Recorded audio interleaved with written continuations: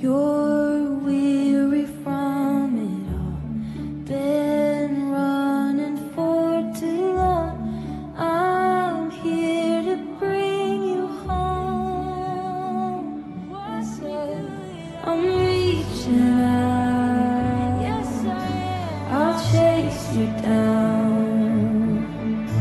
I dare you to believe how much I love you now.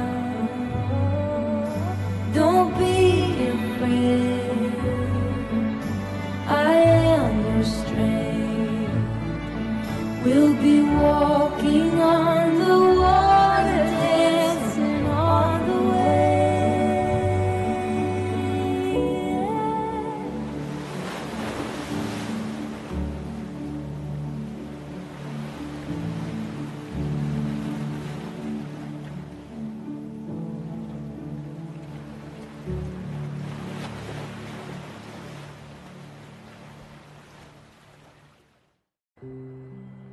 Shalom saudara terkasih di dalam Tuhan Yesus, kita bersyukur ada di minggu yang terakhir di bulan September. Kita siapkan hati untuk menerima kebenaran firman, sebab firman Tuhan adalah pelita bagi kaki kita dan terang bagi jalan kita. Mari kita berdoa. Bapa, kami bersyukur dalam melewati gelombang kehidupan yang ada, Engkau senantiasa beserta kami. Engkau melatih umat-Mu supaya kami sungguh-sungguh menang dalam setiap ujian. Maupun menghadapi setiap cobaan, kami diluputkan. Terima kasih Bapa, Allah Roh Kudus berbicara lewat firman Tuhan yang disampaikan hari ini. Kami akan percaya Tuhan sendiri yang berbicara. Terima kasih Bapa, lewat hamba-Mu yang mendengarkan dan melakukan, menyampaikan apa yang menjadi kerinduan hati-Mu. Di dalam nama Tuhan Yesus, amin.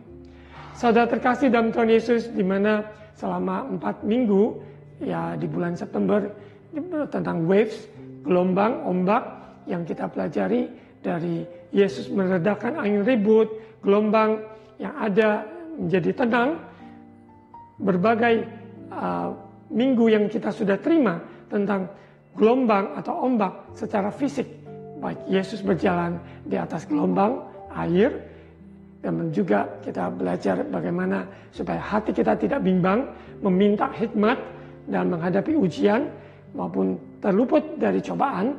Kita butuh hikmat dan kita minta kepada Tuhan yang empunya, sehingga kita jangan sampai mendua hati seperti like a wave of the sea, seperti ombak yang diombang-ambingkan gelombang kiri dan kanan. Dan minggu yang lalu kita belajar bagaimana Yunus ya, dengan ketidaktaatannya dia lari dari panggilannya, dan Tuhan menarik dia kembali lewat gelombang, lewat ombak yang timbul, yang ada, sehingga membawa Yunus masuk di dalam perut ikan besar. Dan proses yang ada di mana Yunus berdoa, berseru, di mana 3 hari 3 malam di dalam perut ikan, disitulah Yunus yaitu bertobat. Yunus mengalami Tuhan. Sekalipun dia seorang hamba Tuhan, namun kalau dia tidak taat, Tuhan juga akan menasihati, Tuhan akan menegur, Tuhan akan mengirimkan juga ikan besar untuk menelannya dalam konteks Yunus. Kita akan lanjutkan di minggu yang terakhir di bulan September ini dengan judul Waves of Revival. Jadi Waves of Revival ini, kalau minggu pertama dan sampai keempat, di mana bentuk gelombang ombak yang nyata, yaitu ombak, yaitu air yang bergelombang. Namun hari ini yang kita akan belajar, kita mau alami, yaitu waves of revival, gelombang kebangunan rohani. Saya yakin percaya setiap orang yang rindu akan Tuhan, rindu melihat ada kebangunan rohani dalam keluarganya, dalam dirinya, maupun di dalam komunitasnya, bahkan untuk kota dan bangsa. Untuk itu waves of revival ini kita bisa aplikasikan dalam diri kita, sebelum kita melihat semua kebangunan yang ada di sebuah kota, sebuah negara, sebuah tempat, harus dimulai dari diri kita yang mengalami sebuah pertobatan. Kita akan lanjutkan dari firman Tuhan, bagaimana Yunus di perut ikan, dia berdoa 3 hari 3 malam tersebut, akhirnya Tuhan mengirimkan di pasal 2, Yunus pasal 2, ayat 10, Lalu berfirmanlah Tuhan kepada ikan itu, dan ikan itu pun memuntahkan Yunus ke darat. Ya, jadi konteks di mana revival terjadi ketika orang yang sungguh-sungguh mau berbalik dari jalan yang sudah off track kembali kepada tracknya Tuhan, maka percayalah akan ada terjadi kebangunan rohani. Pasti akan terjadi revival. Karena orang yang berbalik dari jalan yang jahat, berbalik dari jalan yang salah, berbalik dari jalan yang keliru, maka percaya orang yang merendahkan hati, Tuhan juga akan mengangkatnya. Yunus pasal 3, kita akan fokus revival yang terjadi di Niniwe. Pertobatan Niniwe. Pasal 3, di mana kita sudah lihat di minggu yang lalu bagaimana Yunus berdoa di perut ikan yang besar. Ayat 1, pasal 3. Datanglah firman Tuhan kepada Yunus untuk kedua kalinya. Demikian, bangunlah, pergilah ke Niniwe, kota yang besar itu, dan sampaikanlah kepadanya seruan yang kufirmankan kepadamu. Di pasal 1 Yunus, disitulah Tuhan menyuruh Yunus untuk pergi ke Niniwe, untuk membawa, untuk menyampaikan kabar dari Tuhan. Allah yang panjang sabar, Allah yang setia, Allah yang baik, dan Ia ingin pertobatan dari umat Tuhan, umatnya. Niniwe adalah kota yang besar, di mana jiwa-jiwa yang ada di sana Tuhan mengasihinya. Kita sebagai hamba Tuhan, dimanapun Tuhan mengutus kita, kita percaya karena ada jiwa-jiwa yang perlu mendengarkan kabar pertobatan, kabar keselamatan, dan kita diutus untuk melakukan hal itu. Apabila kita taat, setia melakukan apa yang menjadi tugas panggilan kita melangkah melakukannya, maka kita akan percaya kebangunan rohani terjadi.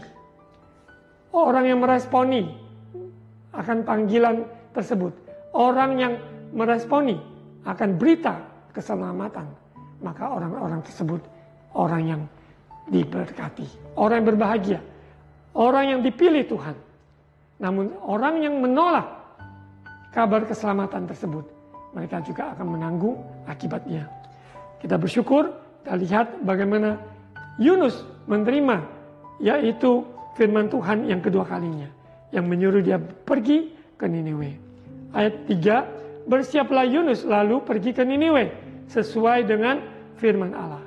Niniwe adalah sebuah kota yang mengagumkan besarnya, 3 hari perjalanannya luasnya. Ya, dan konteks kota tersebut dalam hatinya Tuhan, untuk tujuan Allah digenapi dalam hidupnya, butuh seorang Yunus yang mau taat.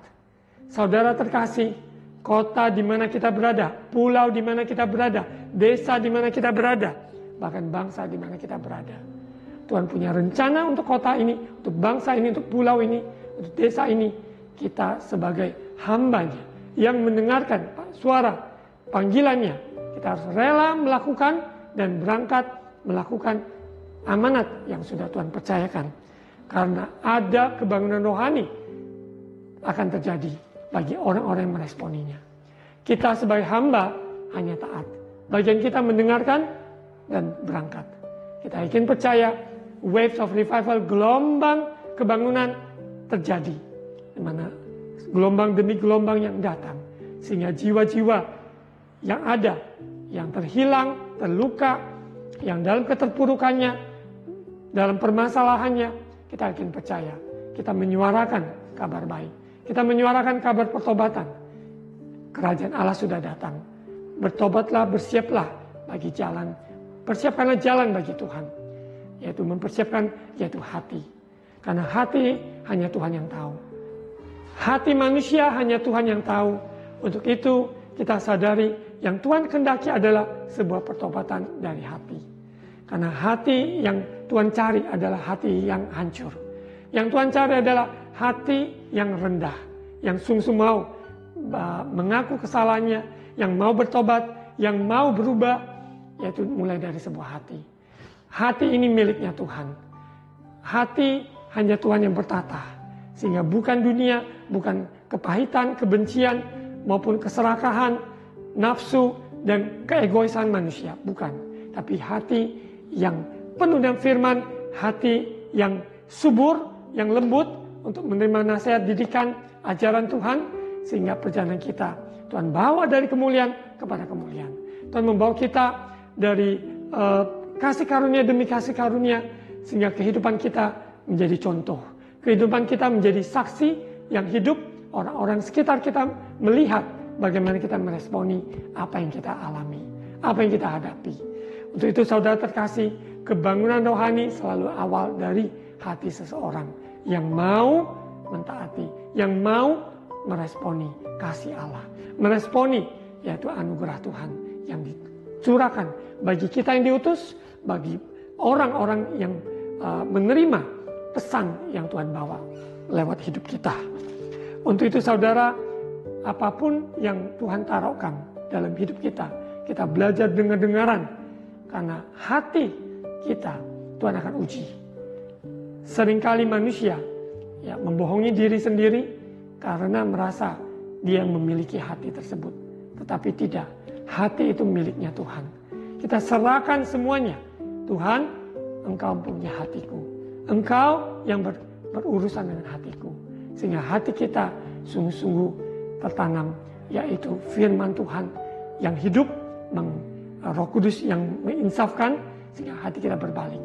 Maka dari itu di Yeskiel pasal 36, Tuhan katakan, aku akan menaruhkan, I will put a new heart, menaruhkan hati yang baru di dalam diri bangsa Israel. Begitu pula kita, Tuhan memberikan hati yang baru, sehingga hati kita lapar dan haus merindukan Tuhan. Ayat 4, mulailah Yunus masuk ke dalam kota itu sehari perjalanan jauhnya. Lalu berseru, 40 hari lagi, maka Niniwe akan ditunggang balikan. Apa yang dikumandangkan ini? Bahwa dosa-dosa mereka Tuhan akan perhitungkan apabila mereka tidak bertobat. Seruan pertobatan ini yaitu adalah bagian kita sebagai anak-anak Tuhan, hamba-hambanya, untuk seruan pertobatan, karena Yesus akan datang. Bukan yang pertama kali 2000 tahun yang lalu, tapi dia datang kedua kalinya, yaitu menjemput, yaitu umatnya, yaitu pengantin wanita yang tak bercacat, tak bercela, yang hidup benar, yang hidup di dalam jalannya Tuhan. Seruan pertobatan selalu menjadi message yang harus kita bawa kemanapun kita berada. Lewat kehidupan kita, pertobatan dalam mulut, sehingga mulut kita dapat dipertanggungjawabkan. Tidak berdolak-dalik, tapi jujur apa adanya. Iya, katakan iya, tidak katakan tidak. Perkataan kita ada kuasanya. Kita harus takut akan Tuhan lewat apa yang kita ucapkan, sehingga memuliakan Tuhan. Dan perbuatan kita manusia tidak ketahui, tapi Tuhan tahu. Dan Tuhan menilai, menghitung, Tuhan menjudge, karena Dia yang empunya. Dia yang melihat ketika kita bangun sampai kita istirahat sepanjang hari, apa yang kita lakukan dengan kehidupan kita itu sangat amat penting dan harus kita pertanggungjawabkan di depan Tuhan. Dan untuk kota Niniwe, 40 hari lagi Niniwe akan ditunggang balikan, karena pesan ini keras bahwa orang yang tidak bertobat dia akan menghadapi murka Allah. Dan kita sadari bahwa kehidupan manusia tidak ada seorang pun bisa tahan dengan murka Allah. Tapi Allah yang murka kepada orang yang tidak mau bertobat juga Allah yang sama, penuh kasih, penuh rahmat, penuh belas kasihan kepada orang-orang yang mau merendahkan hati, yang mau berubah, yang mau meresponi kasih Allah. Kita bersyukur karena kasih Allah yang dicurahkan ketika kita masih berdosa. Dia tidak perhitungkan, dia membuang dosa kita maupun sejauh barat ke timur, dan dia membuang dosa-dosa kita ke dalaman laut yang ada. Kita bersyukur kita ada, tidak hidup dalam tuduhan, tidak hidup dalam dakwaan, tetapi hidup dalam pertobatan. Kebaikan Tuhan senantiasa membawa kepada pertobatan. Ciri khas revival, kebangunan rohani, yaitu dari sebuah pertobatan hati. Pertobatan dalam mulut, pertobatan dalam perbuatan kehidupan kita. Ayat 5, orang Niniwe percaya pada Allah, lalu mereka mengumumkan puasa, dan mereka baik orang dewasa maupun anak-anak mengenakan kain kabung. Langkah pada zaman tersebut, langkah yang sangat konkret yang terlihat. Orang yang meresponi dalam pertobatan adalah mengenakan kain kabung. Kita pada zaman modern ini tidak mengenakan kain kabung, tetapi hati yang hancur, yang sungguh-sungguh mengakui perbuatan kita, yang sungguh-sungguh mau menyadari jalan kita yang keliru. Maka percayalah, kebangunan sedang terjadi. Kebangunan rohani, kebangkitan rohani terjadi. Di awal dari seseorang yang mau berbalik. Kita berseru pada nama Tuhan dan kita berpuasa. Berpuasa bukan berarti kita hebat, bukan berarti kita kuat, tapi justru berpuasa sebuah tanda kita merendahkan hati. Tanda kita bertobat. Tanda kita mau menyerahkan seluruh hidup kita pada Tuhan. Saya menganjurkan saudara terkasih mengambil langkah berdoa puasa secara rutin, reguler, 1 minggu 1 kali, bahkan kalau perlu 2 kali, ada yang mengambil puasa 3 hari. Semua itu adalah bagian perjalanan rohani kita. Bagi orang yang sungguh-sungguh mau hidup benar, mau mengenal Tuhan, dia mau mengambil langkah lebih lagi. Salah satunya adalah dengan merendahkan hati lewat doa dan berpuasa. Berpuasa mengosongkan diri kita, izinkan Tuhan berbicara lebih lagi. Karena kita sadari tanpa Tuhan, maka kita jalannya melenceng ke kiri, melenceng ke kanan. Tapi kalau kita mau bertobat, maka selalu ada jalan bagi kita. Karena jalan di depan kita, seorang yang mau merendahkan hati, mau mentaati ya, apa yang menjadi panggilan Tuhan dalam hidupnya, berjalan di dalam kehendak-Nya, maka kita dibawa Tuhan mencapai tujuan Allah dalam hidup ini. Destiny yang Tuhan kehendaki. Untuk itu saudara, baik kita sebagai Yunus yang menyadari pertobatan dan kita kembali taat, ataupun bagi Niniwe yang menerima kabar keselamatan, kabar tentang seruan untuk bertobat, meresponinya, maka mereka juga alami kelepasan. Jadi baik Yunus yang memberitakan, baik orang-orang Niniwe yang meresponi, sama-sama mengalami pertobatan. Untuk itu kehidupan orang Kristen, orang percaya, tidak bisa kita lost begini. Kita harus mawas diri. Kehidupan kita harus senantiasa hidup di dalam takut akan Tuhan.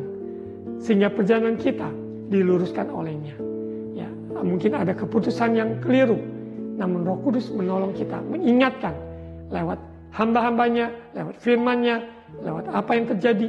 Semua adalah bagian Tuhan meluruskan jalan kita. Apabila kita sungguh-sungguh meresponinya, maka kita juga akan alami kelepasannya. Ayat yang ke-6. Jadi bukan kain kabung secara fisik yang kita memakai, tetapi hati yang sungguh-sungguh dikoyakkan. Ya, seperti di Yoel tertulis bahwa bukan pakaiannya, tetapi yaitu hatinya yang dikoyakkan di hadapan Tuhan. Ayat 7. Lalu atas perintah raja dan para pembesarnya, orang memaklumkan dan mengatakan di Niniwe demikian. Manusia dan ternak, lembu sapi dan kambing domba tidak boleh makan apa-apa, tidak boleh makan rumput dan tidak boleh minum air. Haruslah semuanya, manusia dan ternak, berselubung kain kabung dan berseru dan keras pada Allah, serta haruslah masing-masing berbalik dari tingkah lakunya yang jahat dan dari kekerasan yang dilakukannya. Karena orang Niniwe sangat identik dengan kekerasan, sadis, keji, dan segala macam kejahatan yang ada. Saudara, sebagai anak-anak Tuhan, kita percaya kasih Allah telah dicurahkan dalam kita. Kita dibebaskan. Yang dahulunya korban penindasan, korban kekerasan, namun Tuhan sudah lepaskan kita. kita tidak boleh menerapkan yaitu kekerasan, penindasan kepada siapapun di dalam hidup. Untuk itu, bagaikan juga keluarga yang mengalami KDRT, itu harus berhenti, harus stop. Karena Tuhan yang telah bebaskan kita, sehingga kita telah diluputkan, dipulihkan. Dan itu juga generasi ke depan maupun generasi berikut-berikutnya, Tuhan lepaskan dari kekerasan. Untuk itu saudara, sebagai anak-anak Tuhan yang sudah alami kelepasan, jangan lagi kembali kepada kuk hukum Taurat. Tapi biarlah kita pikul kuk yang dari Yesus, yang membuat beban kita ringan, beban kita pun enak, karena kita sadari kita melakukan kehendak Tuhan. Kuk yang dipasang sebagai seorang petani, pembajak di atas kerbau dan sebagainya, itu semua tujuannya supaya kerbau tersebut, lembu tersebut, melakukan seperti yang majikannya kehendaki. Saudara dan saya, kita adalah hamba-hamba Tuhan, born slave. Kita yang menghambakan diri bahwa Dia adalah Yesus Tuhan yang telah selamatkan kita. Kita tidak mengabdi kepada mamon, kepada tuan yang lain, tapi kita mengabdi kepada Dia, kepada Tuhan yang mengasihi kita. Kita adalah hamba, kita mau kedapatan menjadi hamba yang setia, hamba yang jujur, hamba yang melakukan kehendak tuannya. Untuk itu saudara, entah kita sebagai Yunus yang Tuhan panggil, ataukah kita juga sebagai Niniwe yang meresponi apa yang seruan pertobatan tersebut, semuanya mengalami Kristus. Ada lawatan waves, ada gelombang kebangunan rohani terjadi, pasti. Dari keluarga, rumah tangga, suami, seorang istri menyadari kekeliruannya, anak-anak maupun keluarga besar mengalami transformasi, baik juga yang ada di sebuah daerah, dengan apapun yang terjadi, yang ada di kawasan tersebut geografis, roh-roh yang menyikat, apapun adat istiadat yang menghalangi kebenaran firman Tuhan diberitakan sepenuhnya, semuanya minta kelepasan, minta pemulihan, karena Kristus datang untuk membebaskan kita dari semua kutuk, dosa, maupun juga ancaman, maupun hujatan-hujatan yang ada, yang dunia pasang dalam hidup kita, ataupun kuasa-kuasa gelap. Namun kita sebagai anak-anak Tuhan yang sudah dimerdekakan, kita benar-benar merdeka. Saudara percaya bahwa kebangunan rohani ada di sini. Pada saat ini, ketika kita merendahkan hati. Kita lihat Niniwe meresponinya dengan kain kabung dan berbalik dari tingkah laku yang jahat dan dari kekerasan yang dilakukannya. Ayat 9, siapa tahu mungkin Allah akan berbalik bagi mereka karena mereka belum mengenal Allahnya, Allah Israel. Tapi mereka katakan, siapa tahu mungkin Allah akan berbalik dan menyesal serta berpaling dari murkanya yang bernyala-nyala itu sehingga kita tidak binasa. Kalau kita sudah diserahkan, orang-orang berdosa tidak bertobat, diserahkan di dalam tangan Allah, yang ada adalah yaitu penghakiman murka yang sangat amat. Ya. Namun kasih Tuhan sungguh besar, unconditional, yang menantikan umatnya, menantikan jiwa-jiwa orang-orang berdosa berbalik kembali kepada jalannya. Ketika Allah melihat perbuatan mereka itu, apa yang terjadi?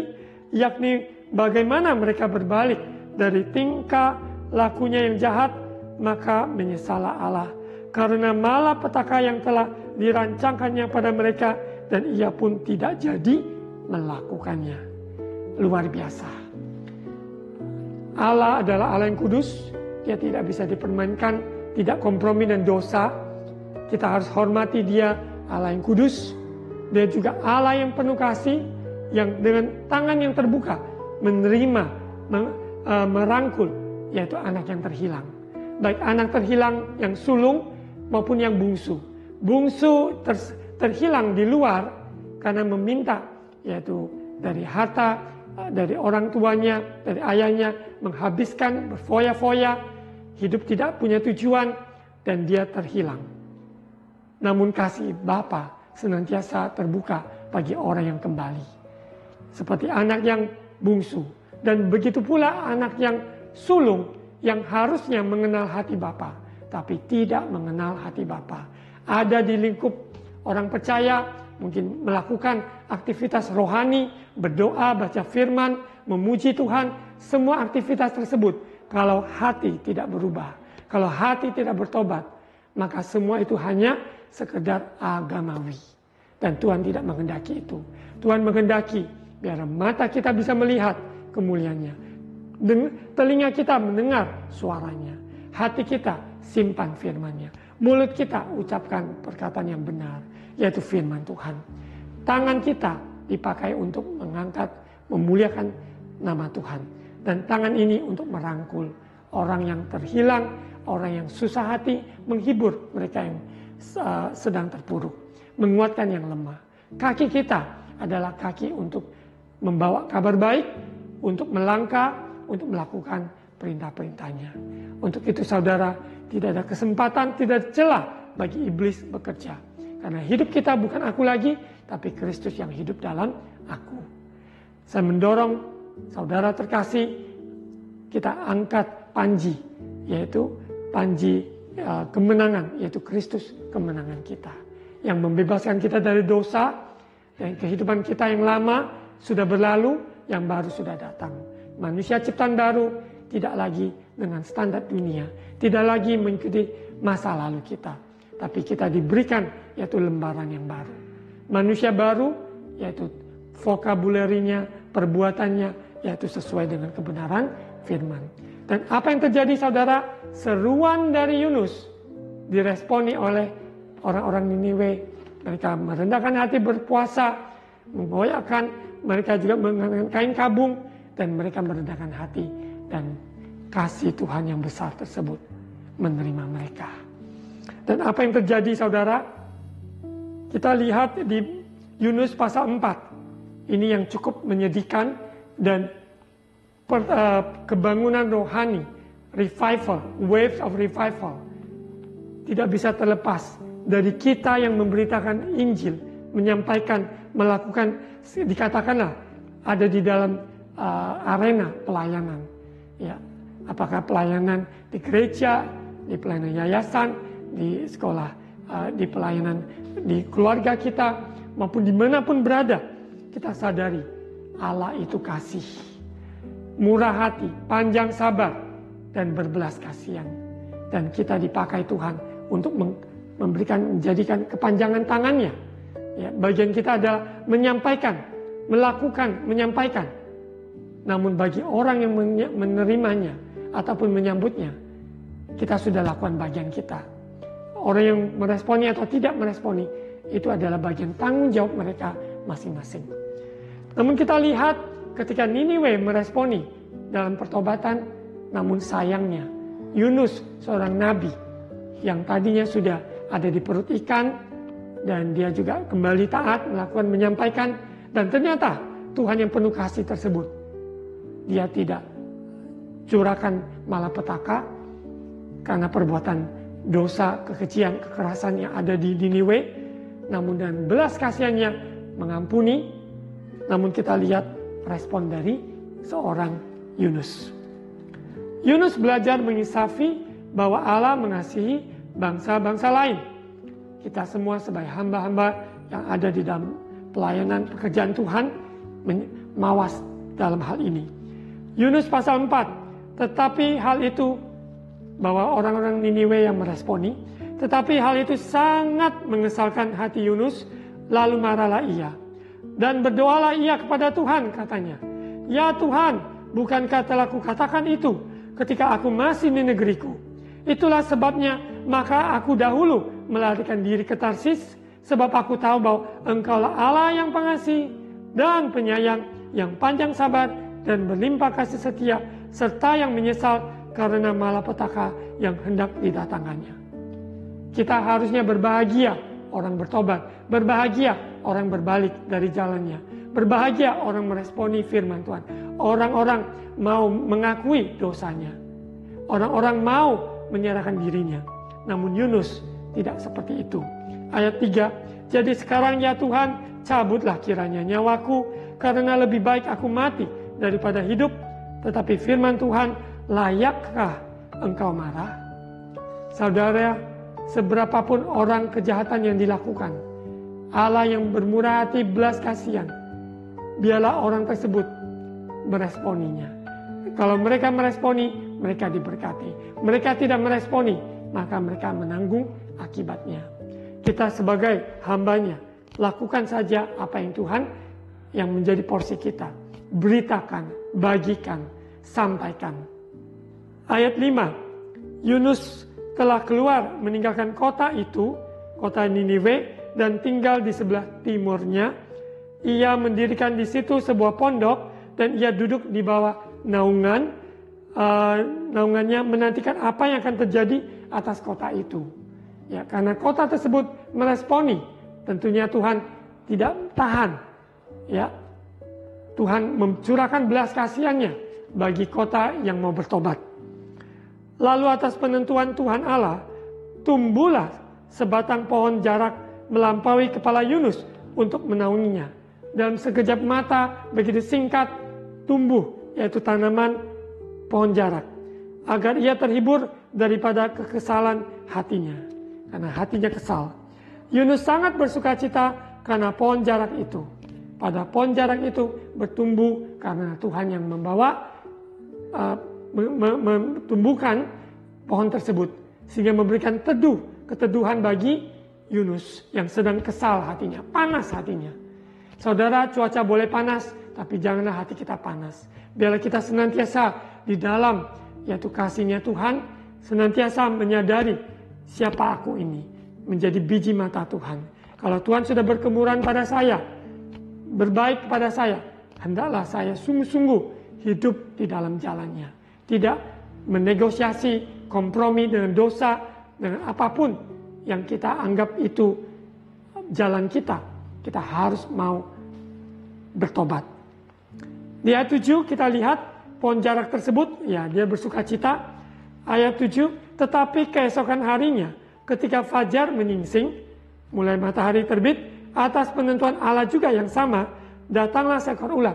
Tadi ada pohon jarak yang menaungi Yunus, sekarang ada seekor ulat yang menggerek pohon jarak itu sehingga layu.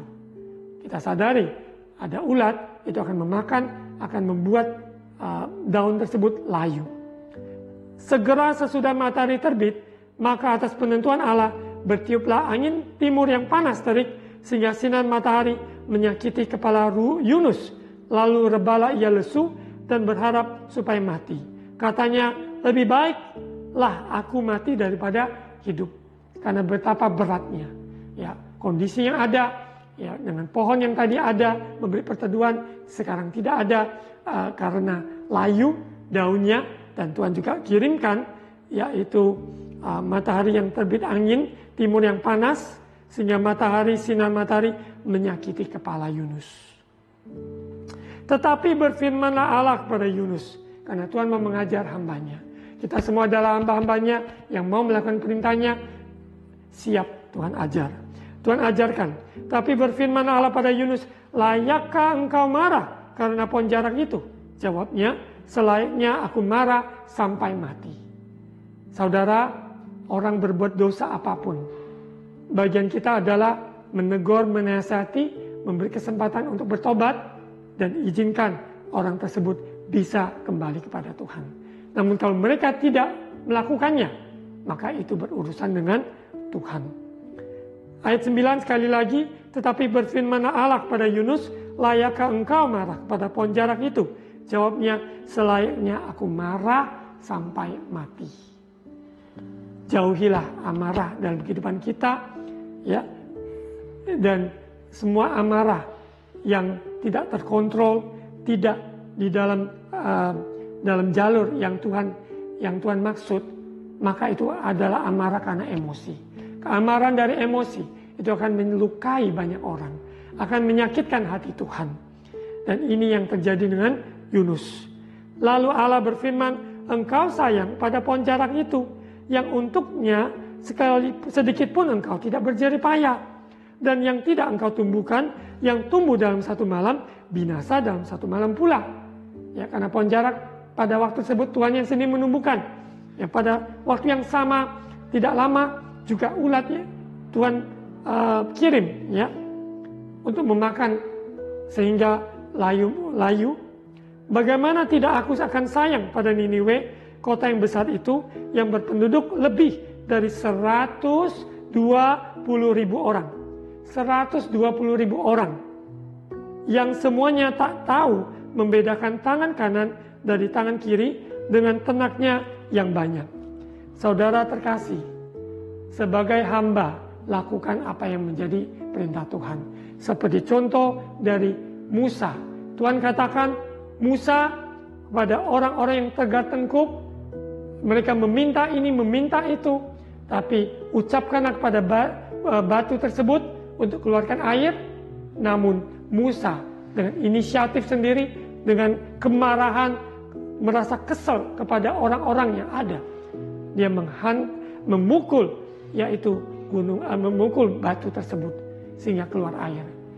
Air tetap keluar dari batu tersebut, tapi Musa sudah tidak berkenan pada Tuhan, tidak melanggar kekudusannya dengan tidak taat melakukannya. Karena Tuhan katakan pada Musa, ucapkan. Tetapi Musa memukul batu tersebut. Air tetap keluar, tapi Musa tidak bisa masuk ke tanah perjanjian yang sudah dijanjikan. Untuk itu saudara, perjalanan hidup kita, baik Yunus, seorang hamba Tuhan, baik juga jiwa-jiwa Niniwe, orang-orang yang mendengar kabar baik, harus meresponi didikan Tuhan. Harus dengar-dengaran. Telinga seorang murid, lidah seorang murid, sehingga kita menjadi dewasa rohani. Sehingga kebangunan rohani terjadi di pulau kita, terjadi di kota kita, di desa kita, di bangsa kita, bahkan di keluarga kita. Dimulai dari diri saudara dan saya. Ya, kita siapkan hati, sungguh-sungguh ada pertobatan. Waves of revival ada di sini. Ada kebangunan rohani terjadi dari timur ke barat, ya, dari seluruh ujung dunia, 4 penjuru. Sehingga suara kerajaan Allah sudah datang. Bertobatlah, siapkan diri. Kita menjadi partnernya Allah, melakukan yaitu menyampaikan kabar baik. Mari kita berdoa. Bapa, terima kasih firman Tuhan hari ini menasihati, menegur kami supaya kami hidup dalam kasih karunia-Mu, dalam pertobatan, dalam ketaatan melakukan perintah-Mu. Roh Kudus tolong sehingga umat-Mu Tuhan, baik seorang hamba Tuhan maupun juga jiwa-jiwa yang terhilang, meresponi apa yang menjadi kehendak Tuhan, menjadi ajaran Tuhan, didikan Tuhan. Terima kasih Bapa, kami hamba-Mu percaya firman Tuhan hamba-Mu sudah selesai menyampaikannya, namun Roh Kudus terus berbicara, membawa pertobatan. Roh Kudus yang membawa yaitu insaf akan dosa, mensadarkan sehingga kami ada di dalam jalurnya Tuhan.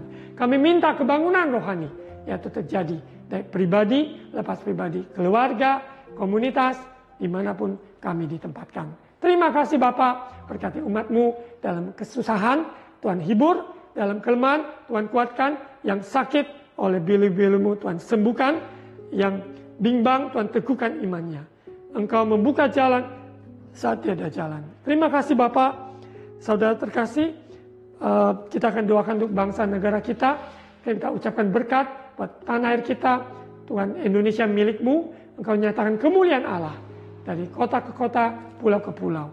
Nyatakan kemuliaan-Mu. Terima kasih Bapa, Kau berdaulat atas tanah air kami, pemerintahan dalam transisi, pemerintahan yang dilantik, maupun juga yang akan dipilih, kabinet menteri, semuanya di dalam jalurnya Tuhan.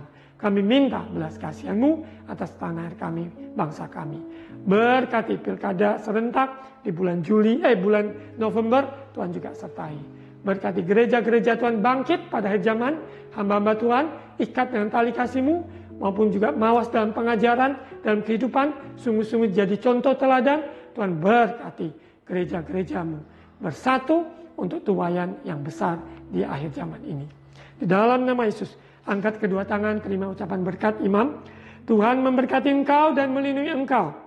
Tuhan menyinari engkau dan wajahnya dan memberi engkau kasih karunia. Tuhan menghadapkan wajahnya padamu dan memberi engkau damai sejahtera.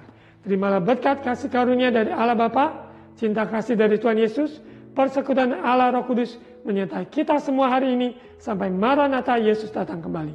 Di dalam nama Tuhan Yesus. Amin.